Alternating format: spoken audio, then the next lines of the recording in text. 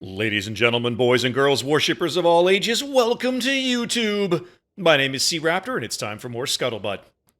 This week's Game of the Week is brought to you by Tier 9 Premium German Super Cruiser Battle Cruiser thing, Siegfried. This is one of the test ships we currently have access to on the production testing side of the house, and this is not my first game in Siegfried. This is about my fourth or fifth. I really want to like this ship, but I'm struggling. Her guns are honestly fine. These are Tirpitz guns, 15-inch, 300mm German guns with cruiser dispersion, so they're very accurate. The reload feels kind of awful for Tier 9. I mean, with the module, the upgrade, main battery modification 3, you can drop the reload to just under 23 seconds. But that still feels awful for only 6 shells. And you're going to be firing a lot of AP. The HE, with that quarter German HP, quarter German penetration on the HE has too much penetration.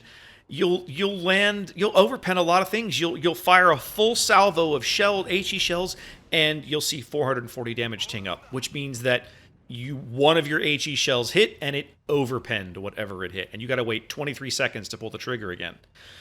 So you're going to find yourself firing a lot of AP, which is highly effective against cruisers, but much less effective against angled battleships and destroyers. She does have 8-kilometer torpedoes, like Admiral Graf Spee. These are a trap.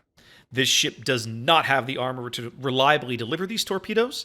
If you're using these, it's because the situation is desperate, you screwed up, or you're in a cyclone and you get the opportunity to. That's basically where it boils down to. Anyway, I'm still trying to figure this ship out, but the game in the background is the best I've managed to do with her damage-wise up to this point, so enjoy.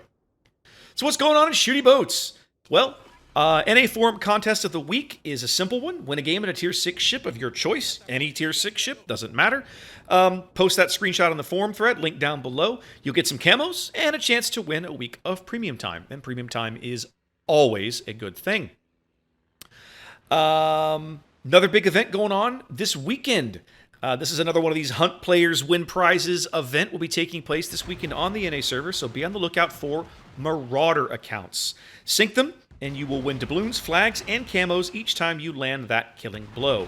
These guys, when they zone into a game, will announce themselves when the game starts, so there's no confusion about who the target is.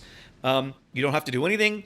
Basically, what happened is you'll sync these guys over the course of the weekend, and then next week they'll tally everything up and they'll start sending out prizes. So just play the game and be on the lookout for Marauders. There's a linked article down below.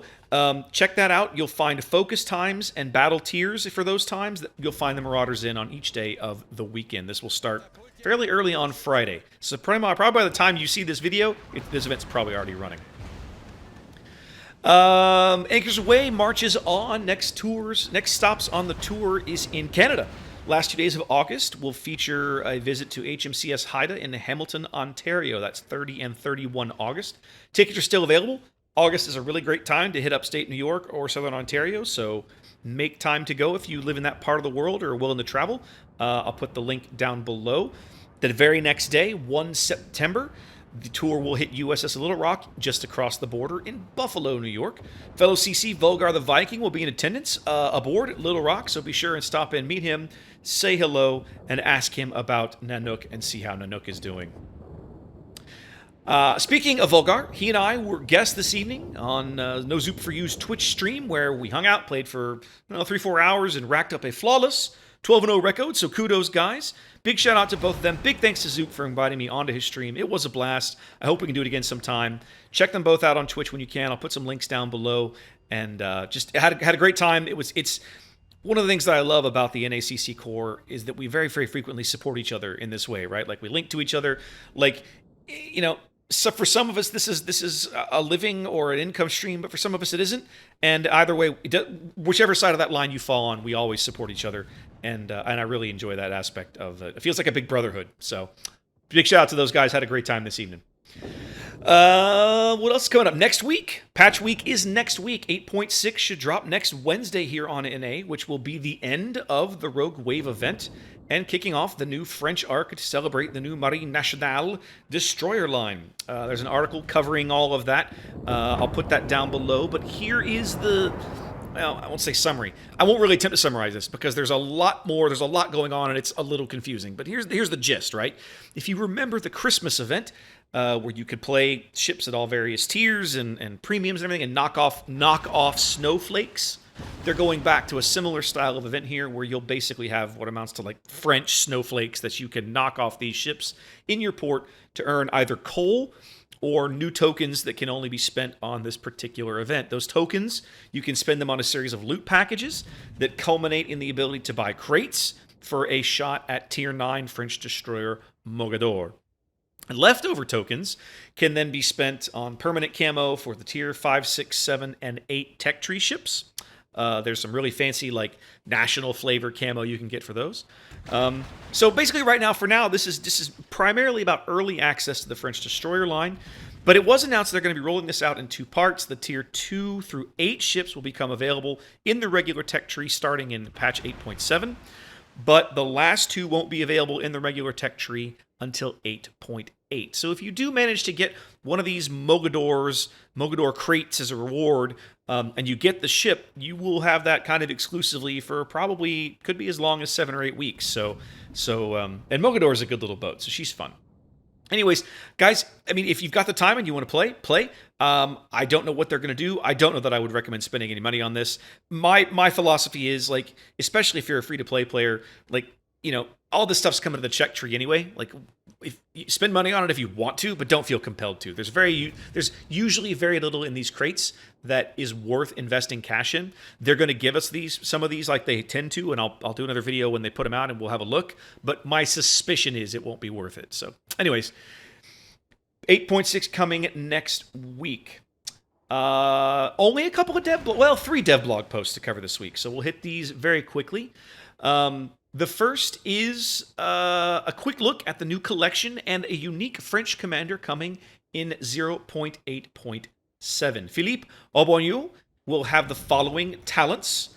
His first one is called Flame of the Revolution. Each time a player gets a ribbon for capturing or helping to capture a capture point, a control area, the chance of causing fire by main battery shells will increase by 1%. Another one called Fully Armed that only activates when you obtain the Devastating Strike achievement, and it reduces the reload time of all the armament on the ship by 10%. And the last one is called Speed and Endurance. For every million potential damage you take, it increases the ship's maximum speed by 5%. These are really kind of interesting. There's been a lot of noise about this guy, people drooling about plugging him into their high-tier French battleships. And I could see that. You know, he's going to be really strong, I think, on the battleships. He's going to be really strong on the destroyers. You know, we don't often think about destroyers getting a devastating strike at high tier, but the French torpedoes, man, it could happen. You can do it, right? I did playing around with Le Fantasque and Barrasque at tiers 4 and tier 8. I've done it, so it can absolutely be done. Anyways, so that's all coming down the line. Also announced was the currency required to obtain tier 10 premium Russian cruiser Smolensk, tier 10 premium American destroyer Summers, and tier 10 premium pan-European destroyer Friesland. Now, Friesland and Summers are currently 2 of the ships that we're still live production testing, so I don't think we're going to see these right away. They might come in 8.7. They will probably not be in 8.6, but that's speculation on my part. Anyway, Smolensk will be available for coal. My assumption is probably costed similar to Georgia. I'm thinking she'll probably be in that 300 to 400,000 coal range. Friesland for free XP. Again, if we stick with the tier 9, plan on about 1 million free XP. And Summers for steel. If we use Neustrashimi as a guide, Neustrashimi was 22,500 steel. I expect Summers to be somewhere around there. It might be 25, might be 26. She shouldn't be as much as Bourgogne, which is a tier 10 battleship, but she should be more than Neustrashimi. So plan on, if you budget 25,000 steel for Friesland, for Summers, you probably won't be that far off. And of course, the really big news of the week was today's announcement, or I guess by the time you see this, yesterday's announcement of the first portion of the Italian cruiser line. That's right, at long last, the Regia Marina will be joining us full scale in World of Warships, as revealed during the weekly EU community stream yesterday. We did not get a ton of detail I expect a lot of that to be released today when they finish up announcing the rest of the line. They are going to be announcing the Tier 8, 9, and 10 ships today on the weekly RU community stream. But the overall gist is this. The Tier 1 cruiser is a typical Tier 1 cruiser with little pop guns. You won't play it very long. Don't sweat it. The Tier 2 and 3 remind me a lot of the German cruisers, Dresden and Kolberg, because they are 120mm guns. Although the Tier 2 looks like it already has torpedoes at Tier 2, which is going to be unusual. I don't think any Tier 2 cruisers have torpedoes. There are a few Tier 3 cruisers with torpedoes, but none at Tier 2. This looks like it might be the first. Tiers 4 and 5 are 152mm guns, just like the premium Italian cruisers we have in the game already. Tier 6, Duca d'Aosta, and Tier 7, Duca degli Abruzzi. The Tier 6 and 7 tech tree ships, Taranto and Zara, are 203mm guns. Of course, Tier 7 is Zara, as we mentioned. Some of the folks I've chatted with are kind of concerned this ship's going to have to be heavily nerfed in order to shoehorn her into the tier. We'll see how it goes. I've been talking to some folks who have far more Regia Marina knowledge than I have about, was there a Super Zara? Was there an earlier version of the ship? And what I think we're going to find is that the reverse is true. The early versions of Zara, as I understand it, had a tremendous amount of armor, torpedoes, an excellent AA suite like this. These were beefy ships. But Italy was a signatory to the London Naval Treaty of 1930, so they had to start stripping things off to get the ship down to comply with treaty restrictions and get the weight off. And that was the Zara that actually got built with a little bit of less armor, without the torpedo tubes, and so on. So we're speculating right now until we see the stats on the ship, but it is possible that the Tier 7 is the Zara as she was actually built, and the Tier 8 will be the Zara as she was originally designed. So that's my understanding where that might go. We don't know yet. The Tier 8, 9, and 10 have not been announced. We'll learn more about that probably around the time you watch this video, or probably already has happened for some of you. They also revealed Tier 10 Italian destroyer Paolo Emilio, which we've discussed on this channel before. If you've watched my Day 3 and Day 4 videos on the Community Contributor Summit, you've seen me talk about the contest that was held, the panels that we went through to design this ship, and then the reveal of which of the various regional CC groups kind of quote-unquote won that contest.